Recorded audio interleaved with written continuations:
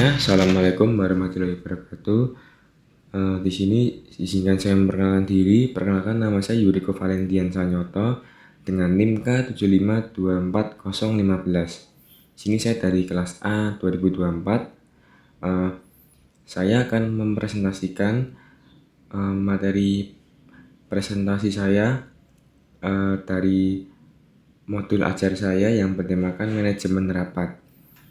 Di sini saya memberikan judul Professional Meeting Follow Up. Di sini ada panduan dan materi-materi tentang panduan komprehensif manajemen pasca rapat, dari penyusunan action plan hingga sistem kearsipan strategis.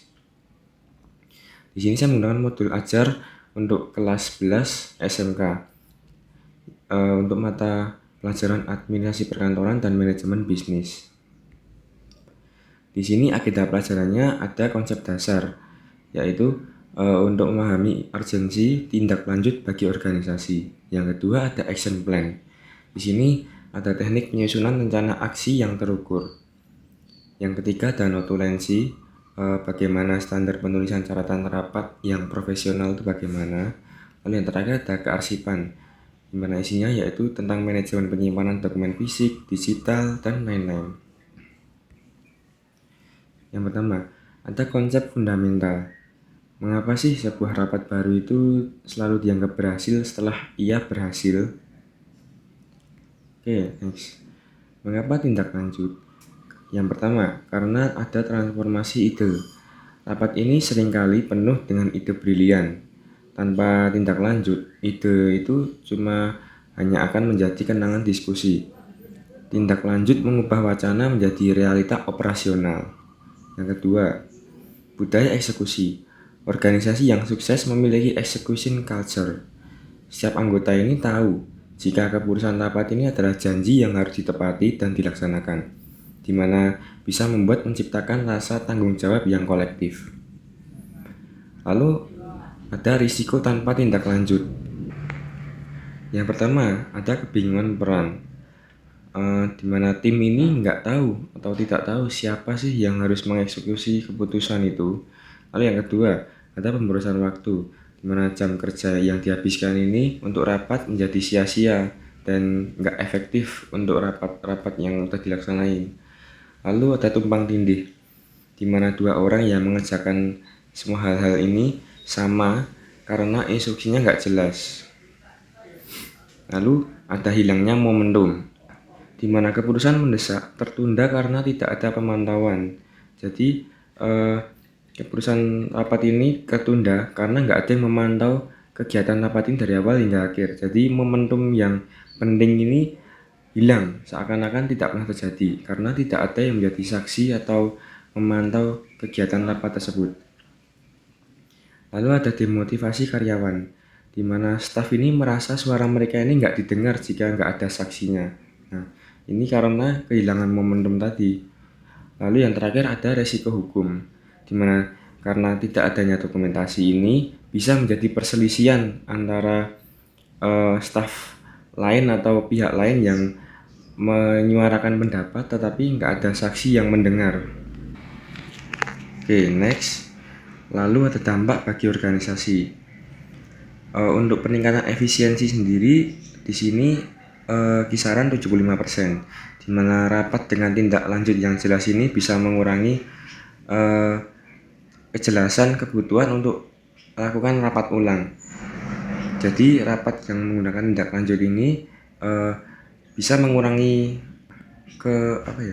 keulangan rapat supaya nggak mengulang lagi.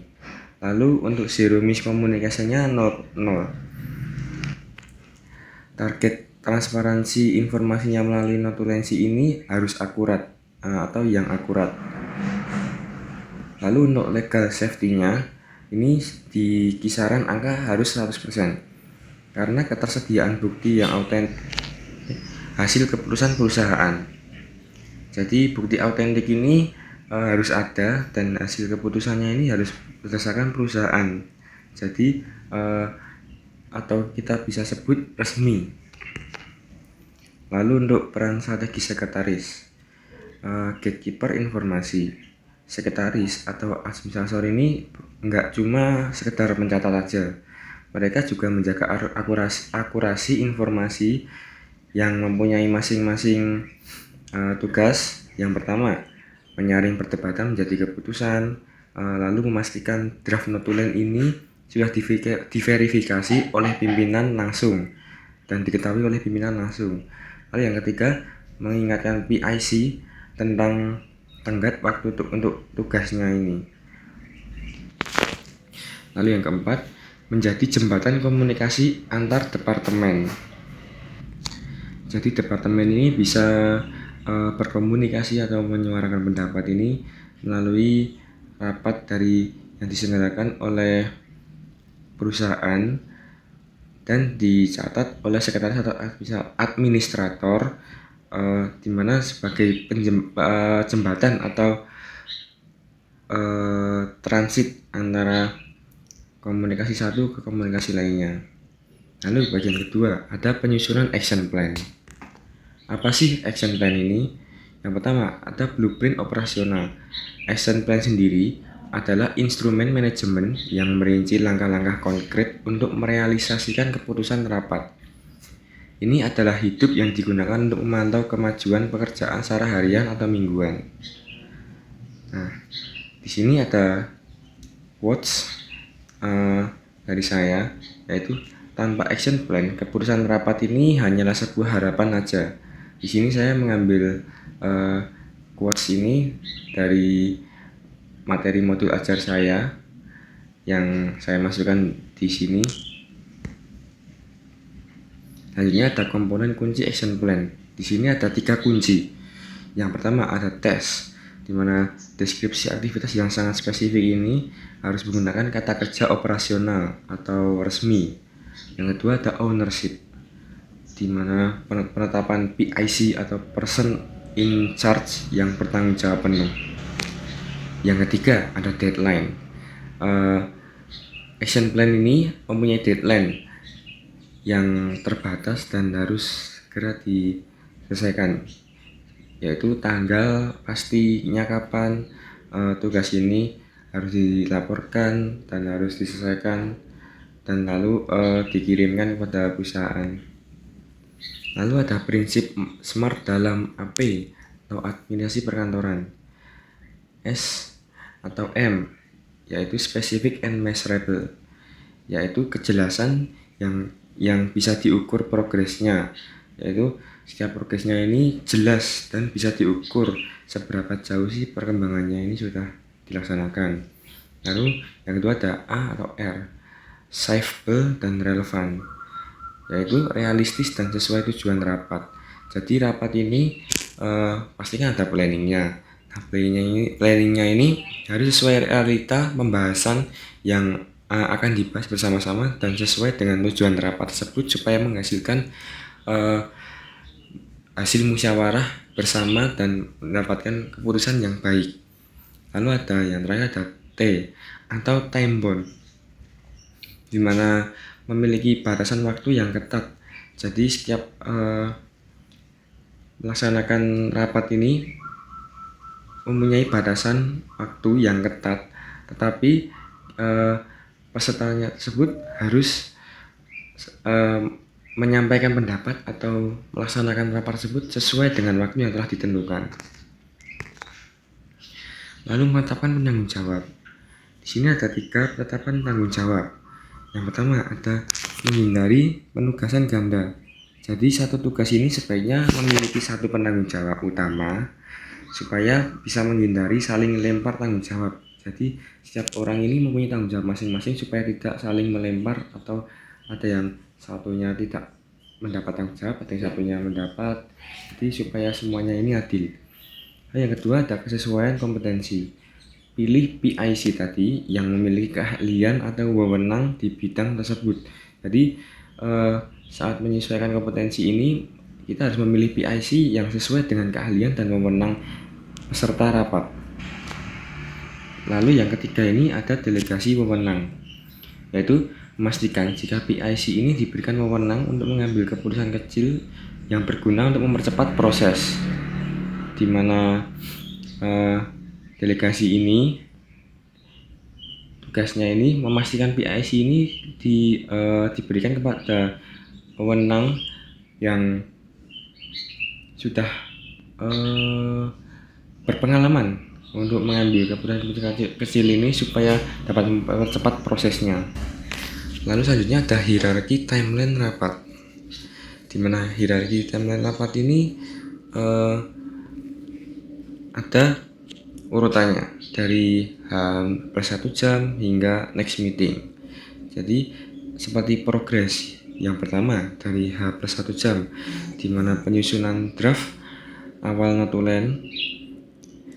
Lalu yang kedua ada H+24 jam, di mana distribusi notulen dan AP kepada peserta. Lalu ada H+7 hari, follow up pertama progress action plan.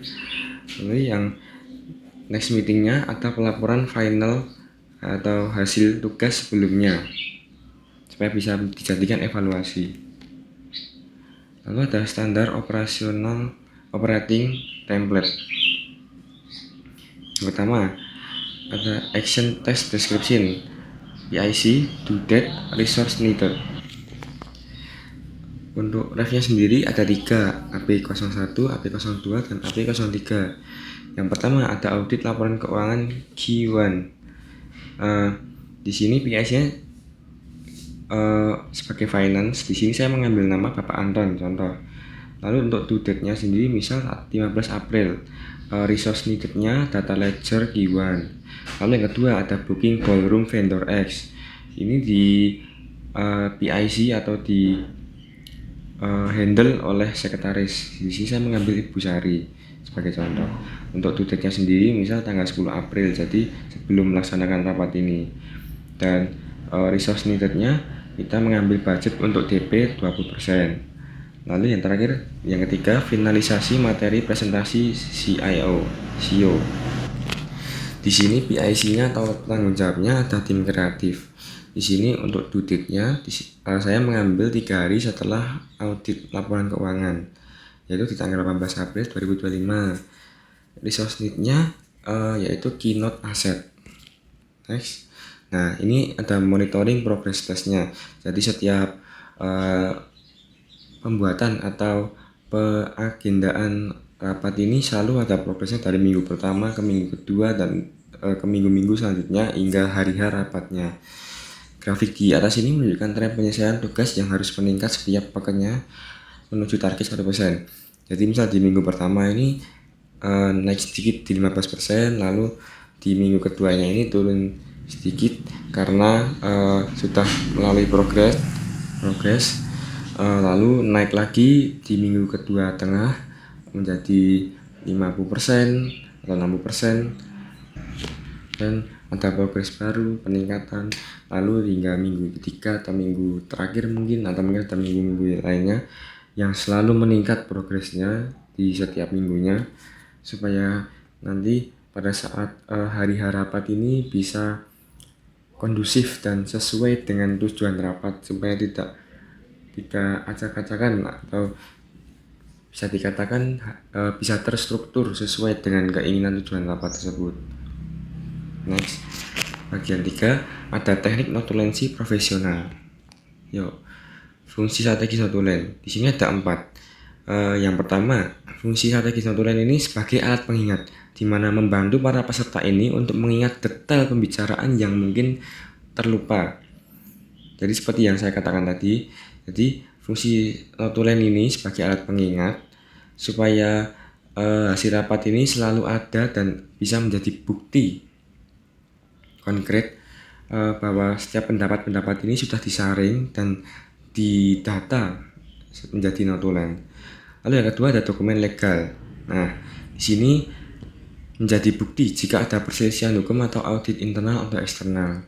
Lalu yang ketiga ini informasi bagi yang absen, yaitu membedakan atau memberikan pemahaman yang sama bagi mereka yang tidak hadir pada saat rapat. Jadi bisa jika ada peserta rapat yang mungkin ada urgent tidak bisa hadir atau tidak dapat menghadiri rapat, ada urusan lain yang lebih penting, ini bisa menjadi notulen ini bisa menjadi alat atau dokumen yang bisa dibaca oleh peserta rapat yang tidak hadir supaya mereka tetap dapat memahami hasil rapat tersebut bagaimana, supaya tidak perlu tanya lagi kepada yang lain, atau mungkin bisa bertanya tapi hanya seputar hasil notulen tersebut.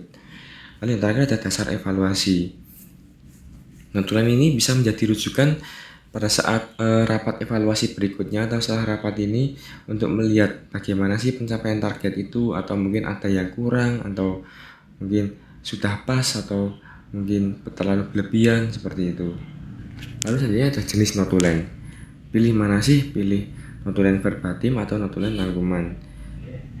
Baik, untuk yang pertama ini ada notulen verbatim, yaitu harfiah, di mana mencatat setiap kata per kata yang diucapkan, jadi sangat detail dan tebal. Biasanya ini digunakan pada saat sidang pengadilan atau rapat parlemen yang memang rapat itu sangat penting dan formal, jadi setiap kata per kata pun harus diketik atau ditulis detail supaya semua bukti ada dari para peserta tersebut. Lalu yang kedua ada notulen rangkuman, yaitu dimana simpel saja, hanya mencatat pokok pembicaraannya dan keputusan akhir yang penting saja. Jadi tidak ditulis semua persatu kata per kata, tapi hanya diambil kesimpulannya saja atau intinya saja, tapi tetap dapat dipahami. Dan penggunaannya ini biasanya seperti di rapat direksi atau rapat koordinasi tim, jadi memang tidak terlalu penting untuk menulis satu kata per kata, jadi memang ininya saja pun sudah cukup. Lalu ada anatomi notulen, yaitu header yang pertama. Header sendiri ada 4 isinya. Yang pertama, nama organisasi, terletak di kop surat atau identitas perusahaan. Lalu nama rapat, contohnya rapat koordinasi bulanan tim pemasaran, biasanya ada di bawah kop surat. Lalu untuk waktu dan tempat sendiri harus lengkap, seperti ada harinya, tanggalnya, jam mulainya hingga selesainya itu kapan. Lalu ruang rapatnya ini di mana, atau mungkin jika terjadi secara offline atau luring. Kalau daring atau tidak tatap muka itu menggunakan link Zoom dan harus disertakan link Zoom tersebut. Lalu yang terakhir ada peserta. Di sini harus diisikan pesertanya siapa saja yang atau daftar hadirnya. Ini hadir atau izin atau alpa seperti itu. Lalu yang kedua ada bagian isinya. Yang pertama, struktur pembahasan. Isi notulen ini harus mengikuti alur agenda rapat. Di sini ada 4. Yang pertama, pembukaan. Di sini ada kata sambutan oleh pimpinan rapat. Jadi pimpinan ini membuka rapat ini dengan kata-kata sambutan. Lalu yang kedua ada diskusi, yang isinya ini poin-poin argumen atau masukan penting yang akan dibahas di rapat tersebut. Lalu yang ketiga ada keputusan, poin utama yang disepakati. Ini harus menggunakan pernomoran satu persatu setiap poin-poinnya. Lalu untuk lain-lainnya ini adalah hal-hal yang di luar agenda utama atau eksternal, jadi tidak terlalu penting tapi juga penting yang dibahas di dalam rapat-rapat itu. Lalu ada penutup dan validasi. Di sini ada 4. Yang pertama ada pernyataan penutup. Di sini ada mencatat waktu rapat berakhir. Lalu yang kedua ada tanda tangan notulis, orang yang membuat catatan. Lalu yang ketiga ada tanda tangan pengerusi atau pemimpin rapat yang memverifikasi isi-isi dokumen atau isi-isi hasil rapat atau argumen-argumen rapat tersebut. Lalu yang terakhir ada lampiran, yaitu materi presentasi atau dokumen pendukung lainnya yang ditampilkan pada saat rapat itu dilaksanakan. Next. Nah, di sini saya mengambil quotes lagi. Di sini bahasa dalam notulen harus bersifat objektif, formal, dan tidak emosional. Tugas notulis adalah mencatat apa yang diputuskan, bukan apa yang dirasakan. Di sini etika profesional administrasi. Next. Lalu ada tips kecepatan menulis. Di sini ada 3, yaitu menggunakan singkatan. Buat daftar singkatan pribadi untuk kata-kata teknis yang sering muncul atau sering diucapkan. Lalu ada alat rekam. Gunakan rekaman sebagai cadangan jika diskusi ini berjalan terlalu cepat, jadi kita tidak bisa menotulensi secara langsung secara cepat. Lalu yang ketiga, kita harus menyiapkan template yang siap. Siapkan format notulen ini sebelum rapat dimulai atau sebelum memulai rapat. Jadi dia jauh-jauh hari kita harus menyiapkan template rapat supaya notulen ini bisa dilaksanakan bisa dipakai sebagai catatan secara langsung tanpa kita harus menyusun satu-satu dahulu pada saat rapat dimulai. Itu akan membuang waktu dan mungkin akan menghabiskan waktu yang banyak, yaitu pre-populate template. Next, nah di sini ada koreksi dan distribusi. Untuk protokol distribusinya sendiri, tas notulen harus dikirimkan kepada pimpinan ini maksimal 24 jam setelah rapat terlaksana untuk koreksi pertamanya. Lalu setelah disetujui, segera dikirimkan salinan resminya kepada seluruh peserta supaya action plan ini bisa segera dilaksanakan tanpa penundaan. Nah, note-nya ini untuk notulen yang resmi ini harus menggunakan email resmi perusahaan, jadi resmi dari perusahaan langsung yang mengirim. Lalu yang kedua, sertakan action record pada subjek email supaya peserta ini dapat memahami, oh ini adalah action record dari perusahaan satu. Nah, seperti itu. Lalu untuk bagian 4 sendiri, yaitu sistem pengarsipan modern. Urgensi pengarsipan. Di sini ada 2, keberlanjutan informasi. Arsip bukan sekedar tumpukan kertas, melainkan aset pengetahuan perusahaan. Fungsi arsip sendiri ada 3. Yang pertama, sebagai alat bantu pengambilan keputusan di masa depan. Yang kedua, sumber informasi cara berkembang organisasi. Jadi organisasi ini sudah berkembang sejauh apa, ini ada urutannya atau simpanan informasinya, sejarahnya ini dari 1 ke 2 dan ketiga hingga banyak, memenuhi standar ISO atau manajemen mutu. Yang kedua ada keamanan data. Setiap notulen rapat ini mengandung strategi bisnis yang rahasia. Jadi pengarsipan yang baik ini menjamin data nggak bocor atau tidak bocor ke pihak-pihak yang nggak berwenang atau yang tidak berkepentingan di dalam rapat tersebut yang mungkin ingin mencuri. Lalu ada langkah dan peralatan pengarsipan fisik. Yang pertama ada klasifikasi menggunakan sistem subjek, contoh folder rapat SDM atau rapat keuangan. Yang kedua ada indexing, yaitu memberi nomor unik pada setiap foldernya, jadi supaya tetap terstruktur urut, misal ada unik 001, 002, 003 dan mungkin banyak lagi. Lalu selanjutnya ada peralatan, yaitu menggunakan snail header, guide dan filling cabinet yang tahan api atau lembab, jadi dokumen ini aman dari ancaman-ancaman yang tidak diinginkan. Metode penyimpanan ini kronologis berdasarkan tanggal, ada yang termudah untuk arsip rapat. Jadi ketika kita ingin mencari arsip-arsip rapat yang sudah dilaksanakan di tahun lalu atau beberapa hari lalu, ini mudah kita mencarinya karena urut sudah dari tanggal awal hingga akhir ini sudah urut. Lalu ada e-archiving strategi, digitalisasi dokumen. Di sini ada 4. Kita bisa menggunakan cloud storage, yaitu menggunakan Google Drive, Dropbox atau server internal perusahaan sendiri atau aplikasi dari perusahaannya langsung. Yang kedua bisa menggunakan format PDF, menggunakan standar PDF untuk arsip supaya tidak bisa diubah-ubah, jadi itu bisa permanen dokumennya, tidak bisa diubah oleh orang lain. Lalu bisa menggunakan OCR atau Optical Character Recognition. Pastikan file hasil scan ini bisa dicari atau searchable. Jadi misal kita kesusahan dalam mencari keyword rapat-rapat tersebut, kita bisa menggunakan kata kuncinya atau keyword tadi untuk mencari rapat-rapat tersebut. Lalu yang terakhir ada backup. Terapkan prinsip 3, 2, 1, yaitu 3 salinan 2 media yang berbeda lalu 1 lokasi offset.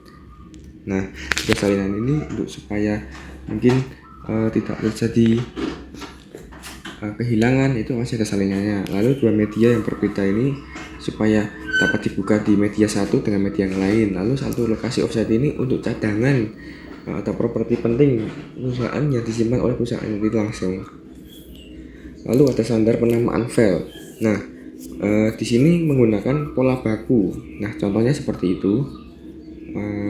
Pola ini memudahkan pengurutan otomatis dalam komputer saat pencarian cepat oleh siapa saja dan di mana saja. Jadi formanya seperti itu supaya kita mudah dalam mencari notulen hasil rapat jenis rapat ini dari judul, versi itu sudah lengkap. Nah, untuk keamanan dan retensi sendiri biasanya masa retensinya 5 tahun untuk standar umumnya. Di mana arsip ini dapat rapat operasional ini sebelum dimusnahkan. Jadi setelah 5 tahun ini jika sudah tidak terpakai kadang dimusnahkan. Nah, menurut saya security-nya biasanya menggunakan dua authentic kode atau two verification account. Wajib menggunakan autentikasi ganda untuk akses folder rapat rahasia, jadi tidak sembarang orang bisa membuka rapat ini atau membuka akses hasil notulen rapat ini. Lalu bagian 5-nya ada evaluasi dan teknologi. Ini di sini ada software pendukung. Yang pertama ada Trello atau Asana untuk memantau action plan secara visual, Kanban board. Yang kedua ada OneDrive atau Drive untuk kolaborasi penyusunan draft notulen secara real time. Lalu ada Otter AI atau AI sendiri untuk mentranskrip otomatis hasil suara rapat menjadi teks draft. Jadi kita jika menggunakan notulen voice itu bisa menggunakan transkrip AI di mana langsung bisa merekam semua percakapan dari awal hingga akhir ini langsung menjadi teks yang panjang yang kita bisa simpan, lalu kita bisa sesuaikan sendiri urut-urutannya. Lalu ada sesi diskusi. Success is where preparation and opportunity meet. Nah, terima kasih atas perhatian Anda. Sekian presentasi dari saya. Mohon maaf mungkin jika ada salah perbuatan atau perkataan. Sekian dari saya. Wassalamualaikum warahmatullahi wabarakatuh.